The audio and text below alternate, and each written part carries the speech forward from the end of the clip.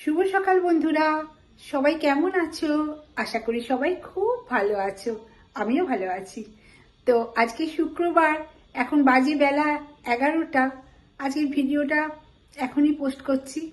তো তোমাদের মনে আছে সে একটা মোচা কিনে এনেছিলাম, সেই মোচাটা আজকে কেটে ধুয়ে রান্না করব। চলো তোমাদের সাথে শেয়ার করি রান্নাটা। চলো মোচাটা কেটে নিই। কি রোদ্দুর এসেছে দেখেছো বারান্দা দিয়ে? বিকেলবেলায় রোদ্দুর আসে, সকালে আসে না। বারান্দাটা পশ্চিম দিকে। সব জায়গায় একটা করে বারান্দা আছে, অন্যদিকেও আছে, তবে এই বারান্দা দেখো দেখো রোদ্দুরটা দেখো পুরো মুখে পড়ছে। যাই হোক চলো মোচাটা কেটে নিই। মোচাটা সিদ্ধ করে নিলাম, মানে লবণ আর হলুদ দিয়ে প্রথমে একটু ভিজিয়ে রেখেছিলাম, তারপরে সিটি মেরে সিদ্ধ করে নিলাম মোচাটা, নিয়ে জলটা ফেলে দিলাম। তারপরে কড়াইতে তেল আর সাদা জিরা, তেজপাতা আর শুকনো লঙ্কা ফোড়ন দিয়ে দিলাম। এর মাঝখানে আমি আরেকটা জিনিসও করেছি, সেটা তোমাদের দেখাইনি। সেটা হচ্ছে আলু দেবো এতে, তাই ছোটো ছোটো করে আলু কেটে নিয়েছি। আলু কাটাটা তোমাদের দেখানো হয়নি, আলুটাও ধুয়ে রেখে দিয়েছি। তো এবারেতে কি করব, আমি মোচার ঘন্ট করব, তার জন্য ছোলা ভেজানো হয়নি, নারকেল আনা নেই। তাহলে আমি কি করব, কি বানাবো? তো আলুটা একটুখানি কষিয়ে নিই, কী বানাবো বলো তো? এটাই ভেবে ভেবে আমি ঠিক করলাম মোচাটার সাথে পোস্ত বানাবো। মোচা পোস্ত খেয়েছো কোনো দিন তোমরা? আমি তো কোনো দিন খাইনি, প্রথম খাবো। তো এটা কিন্তু আমার নিজের মন থেকে বানানো রান্না, একদম একদম আমার নিজের মন থেকে রান্না বানানো এটা।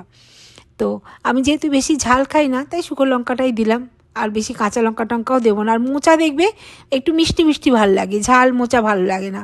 মোচা তো চিংড়ি মাছ দিয়েও হয়, মাছের মাথা দিয়েও হয়, তারপরে মোচার ভর্তাও দারুণ লাগে।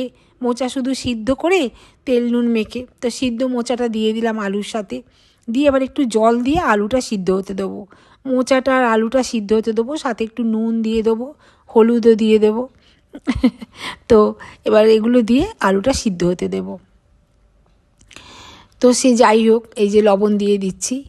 তো সে যাই হোক, তো মোচার ভর্তাও খুব ভালো খেতে লাগে, দারুণ খেতে লাগে। তেল নুন দিয়ে মেখে একটু পেঁয়াজ কুচি দিলেও ভালো লাগে। চিংড়ি মাছ দিয়ে তো অপূর্ব লাগে, মাছের মাথা দিয়েও অনেকে করে।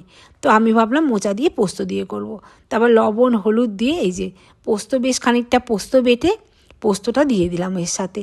এদিকে আলুটাও সিদ্ধ হয়ে গেছে মোচার সাথে, এবার পোস্তটা দিয়ে দিলাম। দিয়ে এবার ভাবছি যে ঘরে ভাজা বড়ি আছে, একটু বড়ি দিলে কেমন হয়? আলু দিয়ে বড়ি দিয়ে মোচা দিয়ে এমন এমন কিছু রান্না আছে, যেমন কচুর ঘন্ট, কচু শাক রান্না, এতেও একটু বড়ি দিলে খুব ভালো লাগে। কিন্তু বড়ি দেয় না অনেকে, চিংড়ি মাছ দিয়ে বড়ি দিয়ে কচু শাক দারুণ লাগে। তো বড়ি দিলাম। আর এটা যখন একদম নিরামিষ হচ্ছে, যে কোনো নিরামিষ রান্নায় দেখবেন একটু বড়ি দিলে অপূর্ব টেস্ট হয়, খুব টেস্টি হয়। তো আমি সেই মতো একটু বড়িও দিয়ে দিলাম। এইবার এই ঝোলটা পুরো শুকিয়ে গেলে আমি নামিয়ে নেব। আর ভেবেছিলাম, মানে মোচার ঘন্টে সাধারণত ঘি দেয়, আমি এতে আর ঘি দিলাম না, যেহেতু পোস্ত দেওয়া হয়েছে, তাই পোস্তর সঙ্গে ঘি তো আর যায় না। এই যে আমার রান্না কমপ্লিট। মোচাটা এত বড় ছিল, তরকারি অনেকটা হয়ে গেছে, জানি না কে খাবে না খাবে, আমি তো খাবো। তো আপনারাও এরমভাবে বাড়িতে বানিয়ে খেয়ে দেখবেন, খুব মানে টেস্টি হবে, ভীষণ টেস্টি হবে। আমি মোচা ঘন্টটা করেছিলাম কালকে, আমি খেয়েওছি, আমার তো অপূর্ব লেগেছে, অপূর্ব টেস্ট লেগেছে।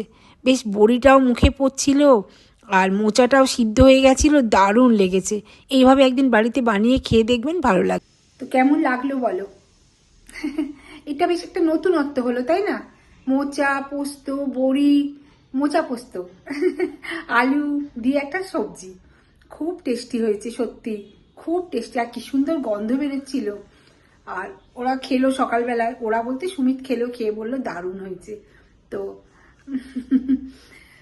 ঠিক আছে, ভিডিওটা এখানেই রাখছি। আবার দেখা হবে পরের দিন, পরের ভিডিওতে, নতুন দিনে নতুন ভিডিওয়ে। টাটা।